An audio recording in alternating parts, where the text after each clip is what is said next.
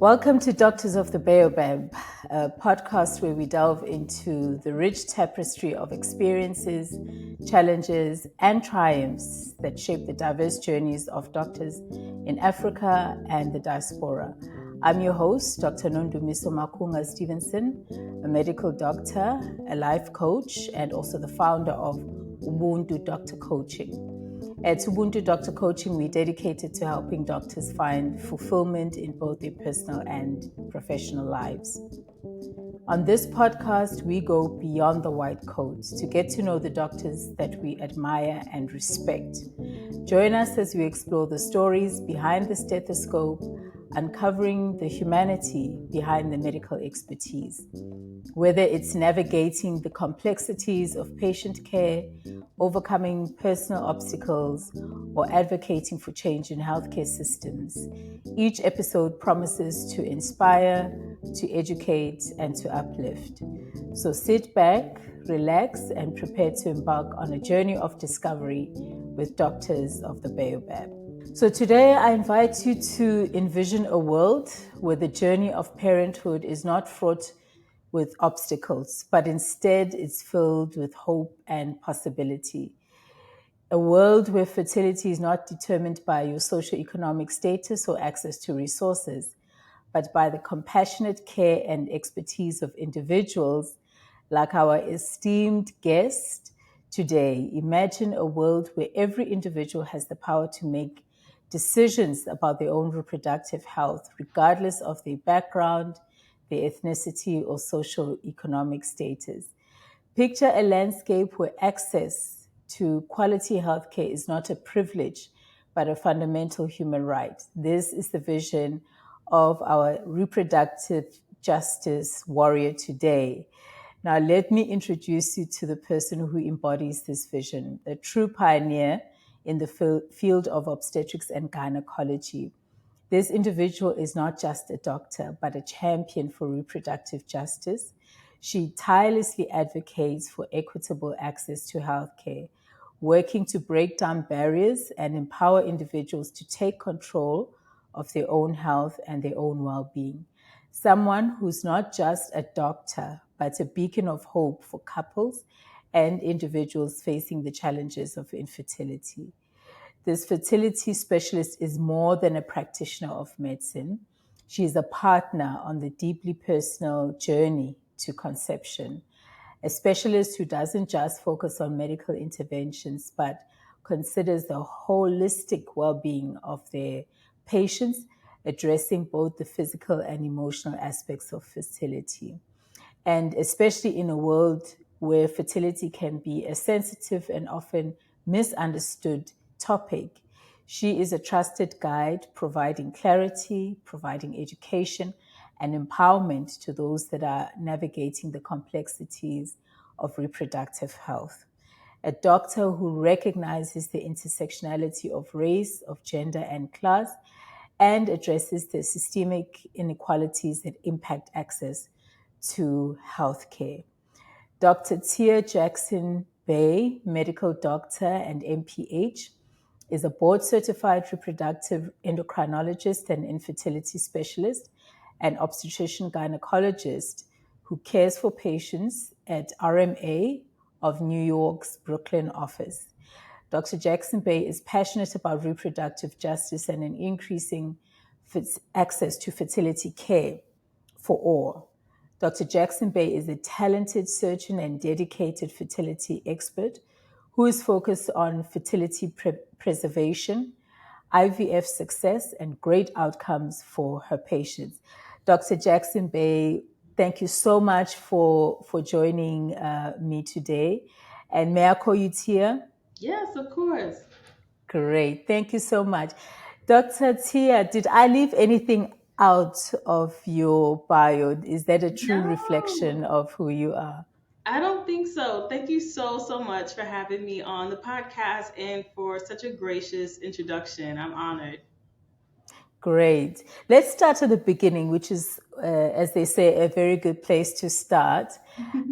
Because I met you quite recently, I think in the last few years, talking about doctors and the work of doctors in the United States.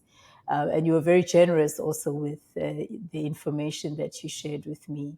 But I didn't know, and I still don't know, the person or the circumstances that led to the Dr. Tia Jackson-Bey that we see today. Where did it all start? Tell us a little bit about your childhood and any situations or circumstances that influenced who you are today. Wow. So I grew up in New York City, born and raised. My parents were also born in New York, but all of their parents were born in the southeastern United States. So Virginia, Florida, Georgia. Yeah, I think those are the three that cover for all four grandparents. And I have a large family on both sides, my mother and my father's side. And so I always grew up around lots of extended family, lots of cousins, aunts and uncles. In the summers, we would go and spend in the South in Virginia with my father's mother and her father, my great grandfather, and his brothers and sisters who were all alive, and many of them actually lived into over 100 years old. And so I just kind of grew up in this big family with lots of people around. And I think growing up, you could ask any of my cousins, we thought everyone's family was like that. We had no idea at that time, especially as children, that people had smaller families or had different family dynamics than what we were accustomed to. My maternal grandmother had a heart attack when I was young, and she was in her maybe early 60s, and she recovered at our house with us.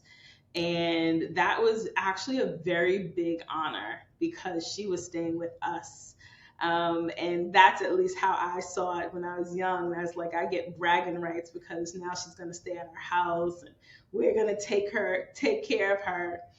If anybody knows anything about, life after a heart attack, and particularly after cardiovascular surgery, you automatically leave the hospital on about 3 or 4 different medications. And so this was all new for her, and we were trying to figure things out as a family. And so I made a little chart of when she needs to take different medications at different times. And I put it on a tape next to her bed, and made it my responsibility to bring her medicine at different times. And I was very proud of this job. And so one day I'm bringing her the medication. I'm like, you know what, Grandma, I think I want to be a nurse.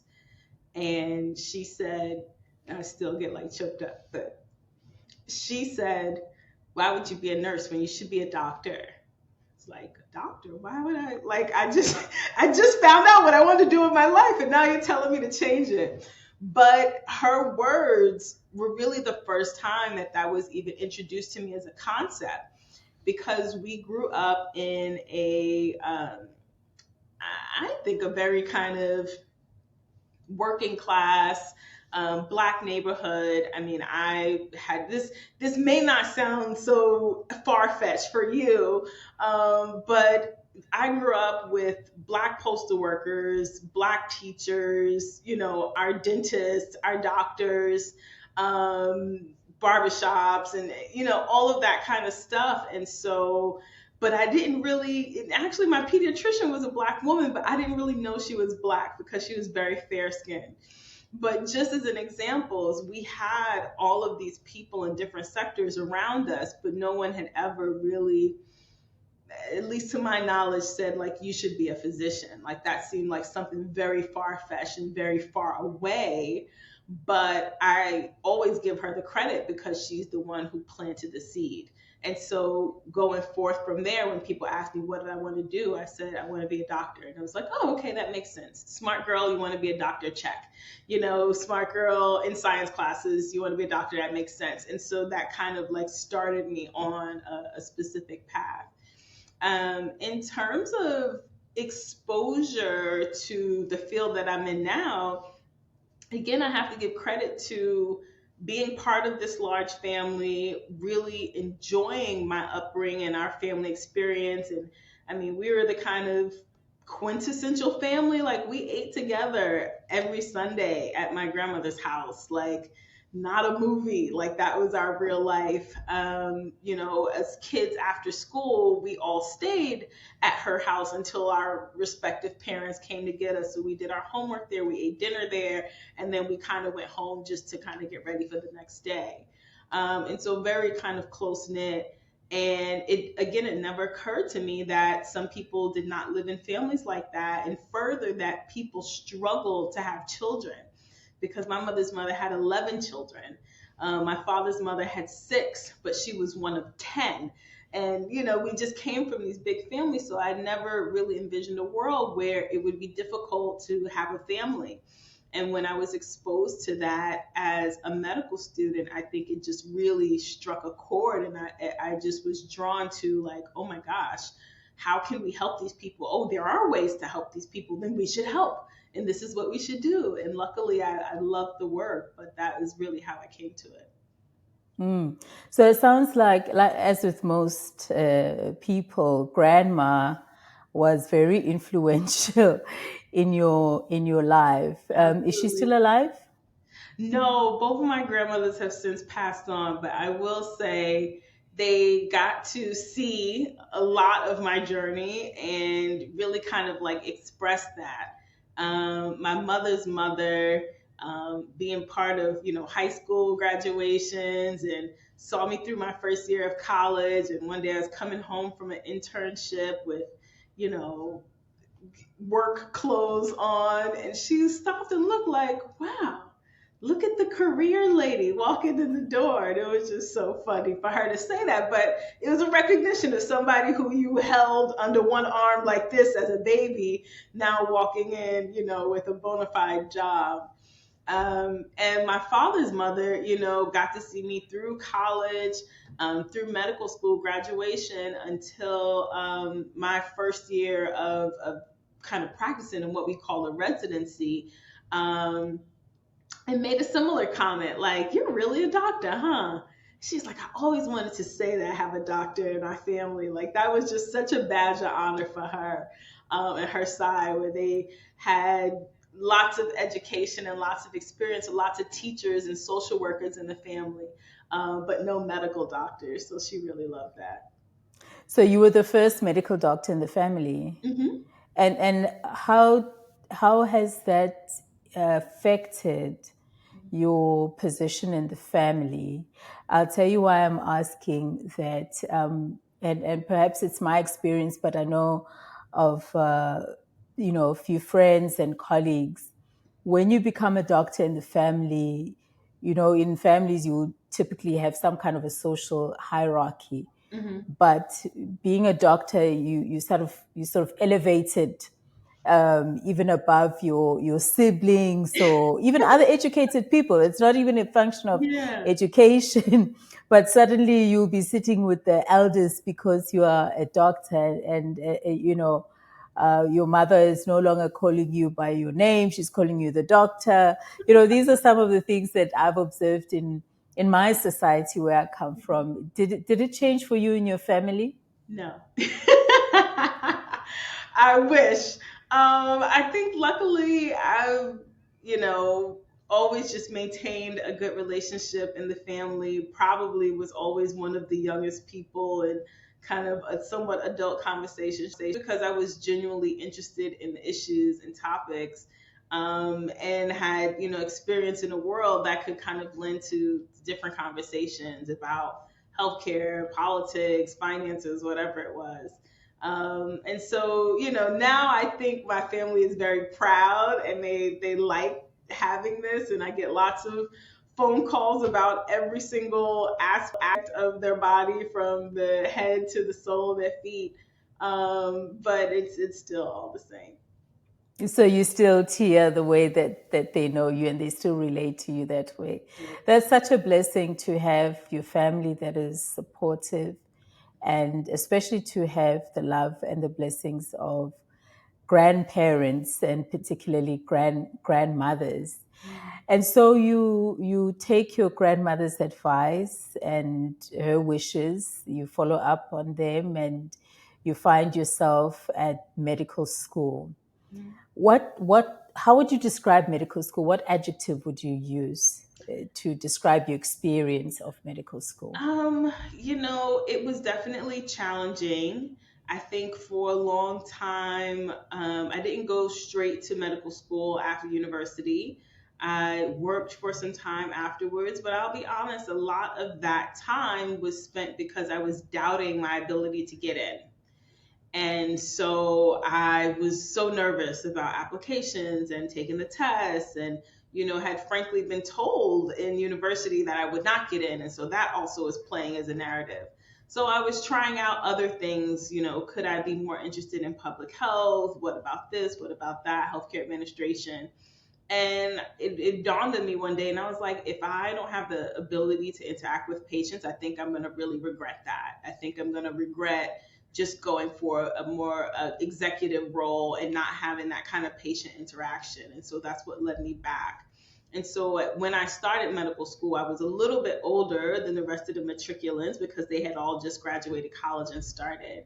I was lucky in that my medical school kind of valued people who had some outside experience and weren't all just coming from college. So there were a few people in the class who were career changers or had studied other things beforehand. And so that was nice. But I would say the majority of the class were young people who were just graduated college. So it was a challenge for me, especially getting back into like an intense study mode after you've been working in the world and then you have to go to class all day and pretty much study all night.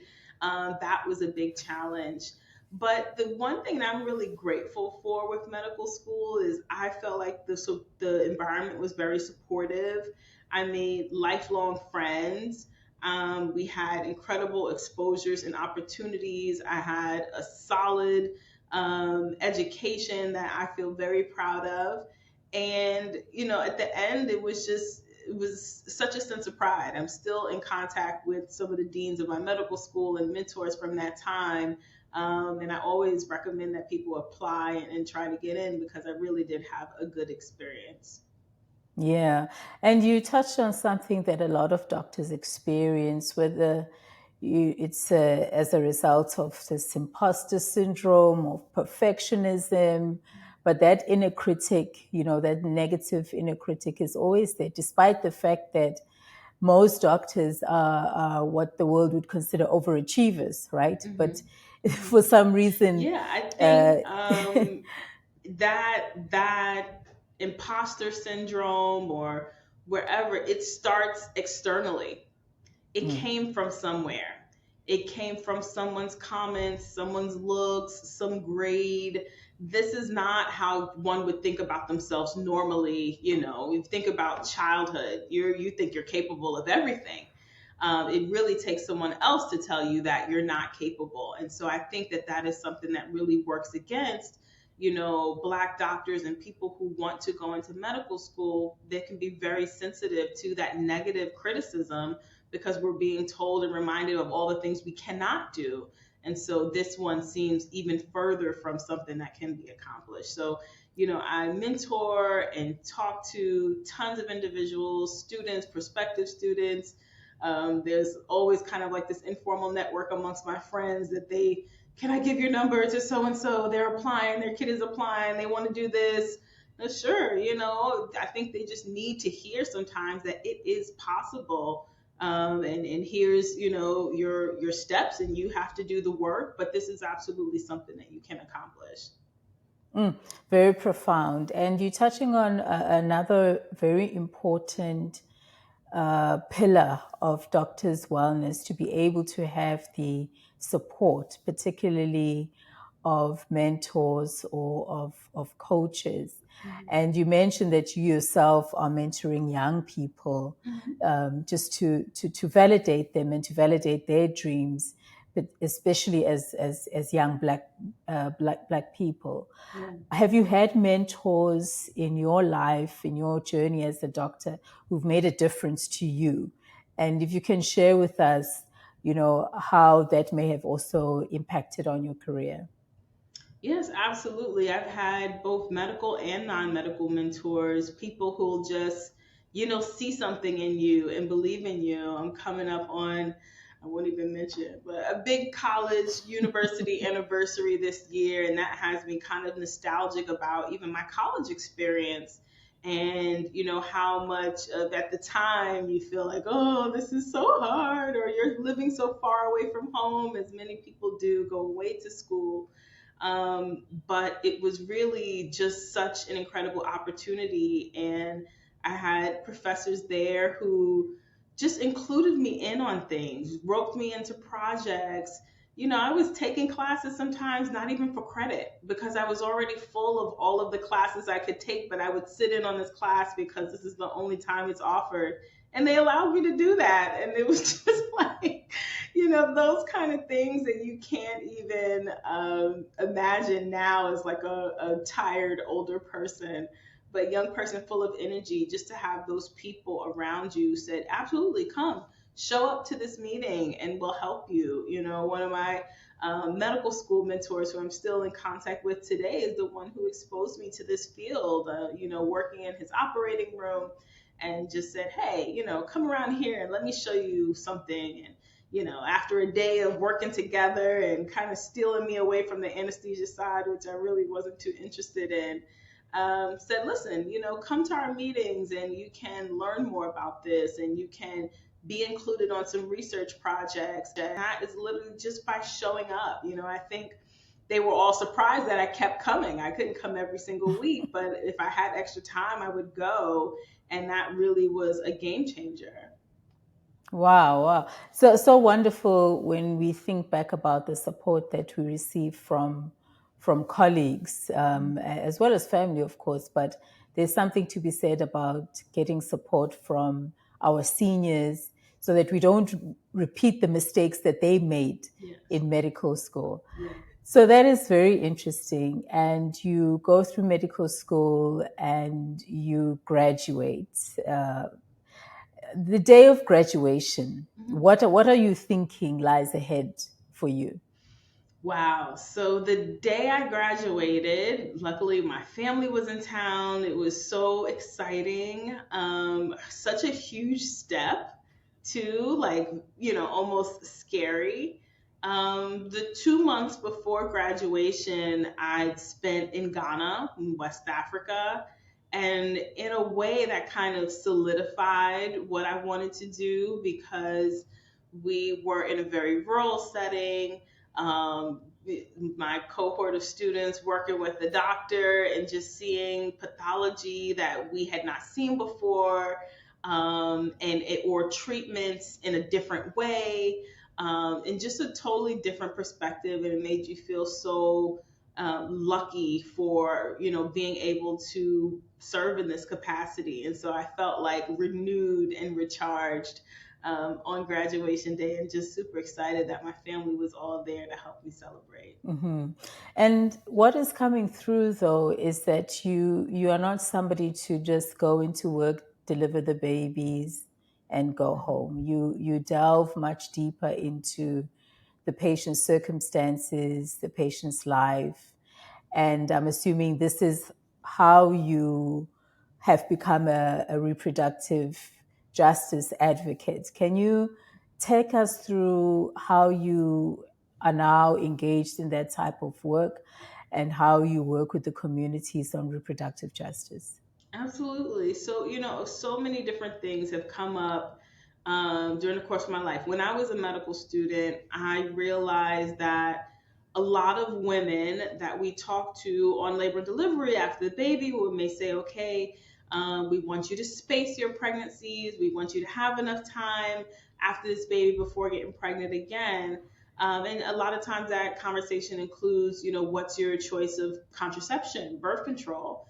And there was this huge mistrust of birth control in the community. And I didn't understand that. I could, to a certain degree, just based on like personal experience, community experience, but I'd never seen it on kind of like a almost community level. And to me, contraception was probably the best invention of the 20th century.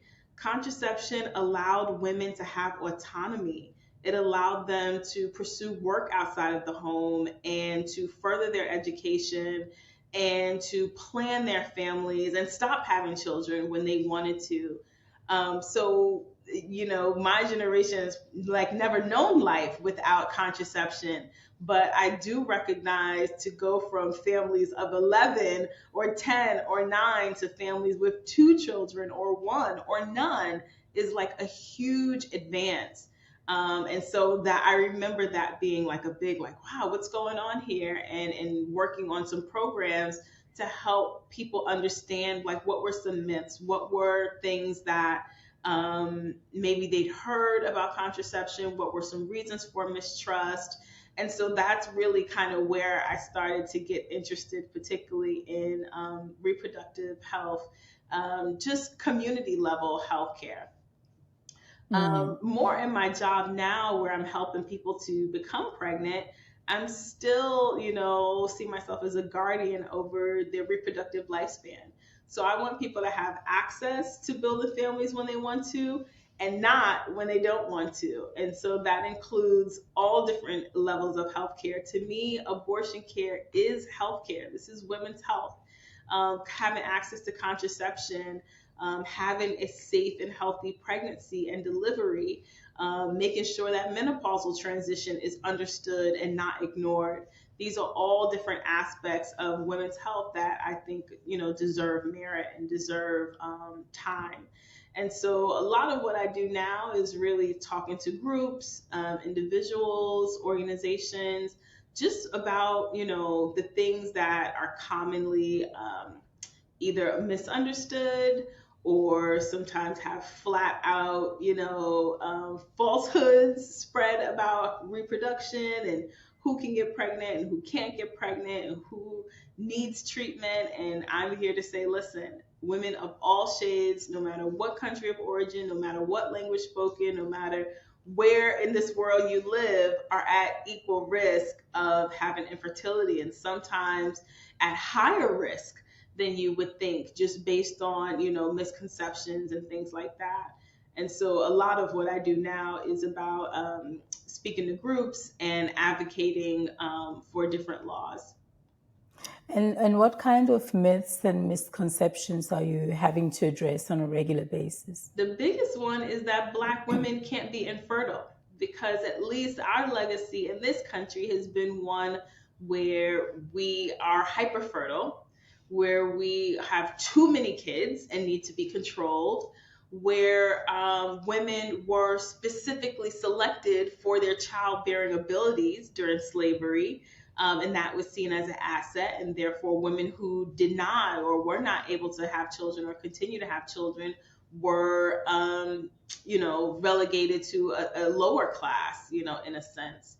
And so there's this high premium on fertility, and unfortunately that's created this idea that infertility doesn't exist, or that it's rare, or that it's uncommon, when that's not at all true. And so a big part of what I do is just talking about how, yes, this happens amongst us, and these are the reasons why, and this is how we can solve it. But, not acknowledging that the misconception keeps people from my door, who should be seen sooner or earlier or younger in order to have better outcomes. And so that's a big part of what I'm actively working against. And the other things are, kind of tie into that in terms of myths about contraception, still battling from where I am. A lot of interest these days in what we call fertility preservation, freezing your eggs, and what the limitations are there, what can and can't be possible from doing something like that. And then other things, any medical condition that can affect your reproduction, uterine fibroids, endometriosis, polycystic ovarian syndrome, a cancer diagnosis that requires surgery or chemotherapy. All of these things still kind of tie in with your reproductive health. And so I spend a lot of time talking to, individual patients in my office as well as organizations about those things. Yeah. And I've been watching your Instagram as part of preparing for this interview and seeing you interact so closely and intimately with the patients. What came to mind is that, the type of work that you do with public health and advocacy, you often don't see the results immediately, right? It sometimes really becomes your life's work. But watching your Instagram, I could see that, the attention that people were paying, the audience was paying to you. For sure, it must be very rewarding to be that close to patients. Do you have maybe some stories to share with us where you have received immediate feedback, something that tells you that, you know what, Tia, keep going even tomorrow. This is not easy work, but it's worth it. You're making some headway. You're making some strides. Yeah, of course. I mean, just yesterday I met with someone who was a patient of mine who's really passionate about just overall wellness, particularly for Black and Brown women, and wanting to expose women to various aspects of wellness and, just making sure that the reproductive piece is not left out of that conversation. And even just hearing from her in terms of feedback about, this is so important and more people need to know this and they don't understand. And I didn't understand until I met you, really just gives a lot of validation.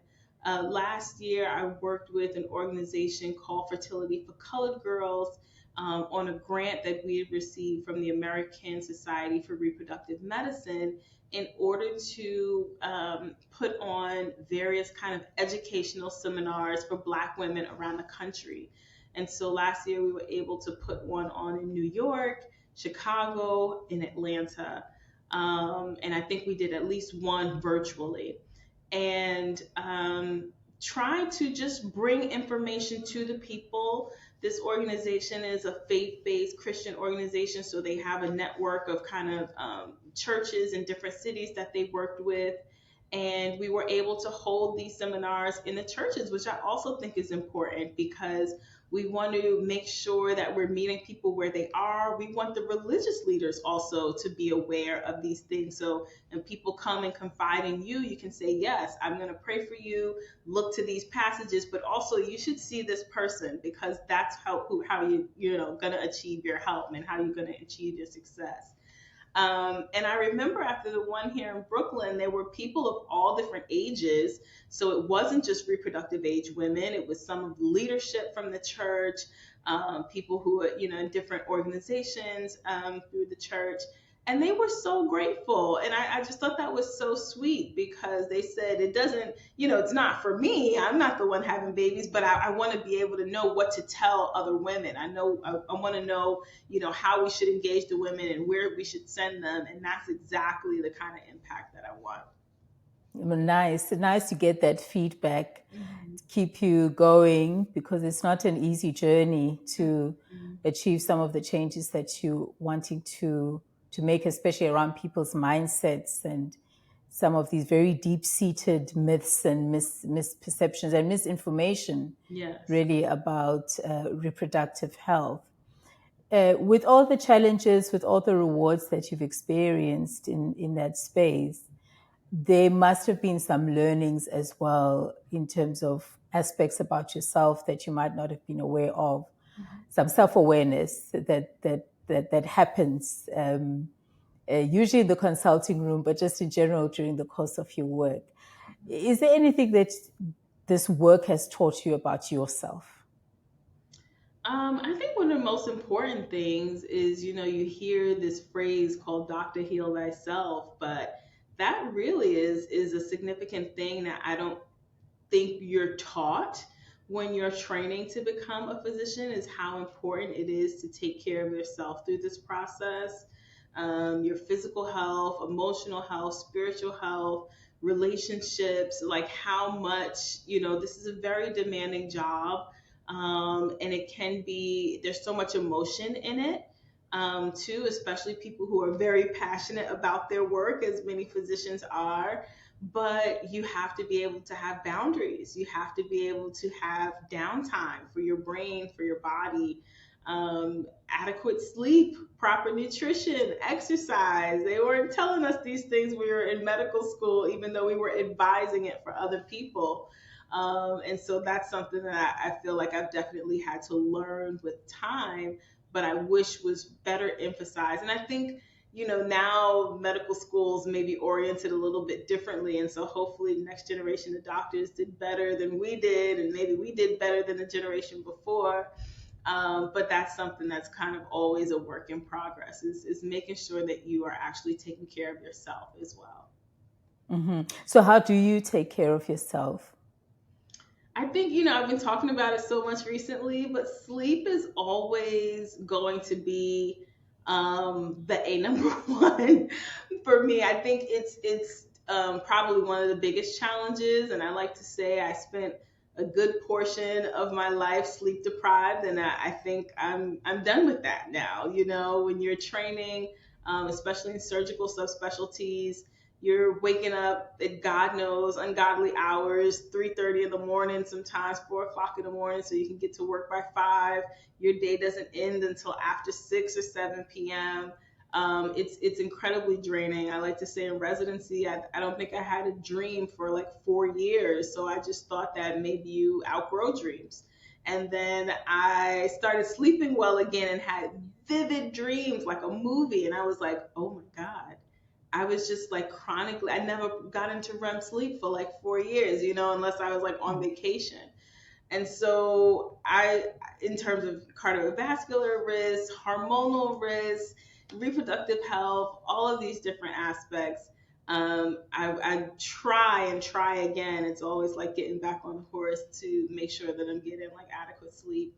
Nutrition and exercise can't be overstated too, and I think that's always kind of like a work in progress for me. It's finding what's fun so I don't get so bored and start to dread it. And so I'm always kind of looking for some new like adventure or class, something to get into. And nutrition is not something that comes naturally, even to physicians. I work with nutritionalists back and forth my whole life. I've been working with one for over a year now, and really appreciate her input. And just how do you decipher so much coming at you? Do you do this or not do this? Do you eat this or not eat that? And what works best for you and your body and your overall health goals? Sure, definitely.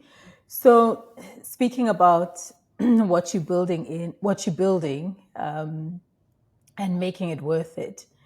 Let's look down the line. Dr. Tia Jackson-Bey is getting ready to retire. Many, many decades from now, of course. You're looking back at your work. What would you say your legacy would be? Wow. I mean, I wish I thought about it more, and maybe that's something that I need to think about more. Um, I think a big thing would be just she worked to help other people to achieve their dreams. It wasn't necessarily all about myself, whether your dreams were your family building dreams or dreams to be in medicine or to just trust and believe yourself to take the next step. That's something that I really take seriously, and I hope, comes through my life's work. Oh, wonderful. Dr. Tia Jackson-Bey, a pioneer in the field of reproductive justice. Thank you so much for joining us. Thank you for the inspiration and sharing your insights, your experience, and most importantly, sharing your wisdom. I'm sure the audience will be the better for your discussion and for your engagement. And we definitely encourage the listeners to reflect on all your insights and consider how they can apply the shared lessons in their own lives. Thank you. Thank you for having me. Doctors of the Baobab, where medicine meets motivation. Together we navigate the challenges, uncover your strengths, and unlock your fullest potential. Before we part ways, I want to extend once more a heartfelt invitation to all our listeners If you've been inspired by what you've heard today and you're ready to take action towards positive change in your life, consider working with me, your host, Dr. Nondumiso Makunga Stevenson, as your personal life coach. You can email me to learn more about my coaching services and how we can embark on this transformative journey together. Don't forget to subscribe to the podcast so you never miss an episode filled with valuable insights and strategies for personal growth. Sharing is caring. So if you know someone who could benefit from our discussion, be sure to spread the word and encourage them to tune in. And let's stay connected beyond the podcast. Follow us on all social media platforms and join the conversation, share your thoughts, and connect with like-minded individuals who are on their journey towards living their best life. Thank you for tuning in today. Remember, every small step you take towards your goals is a victory worth celebrating. Until next time, keep striving, keep growing, and keep shining bright.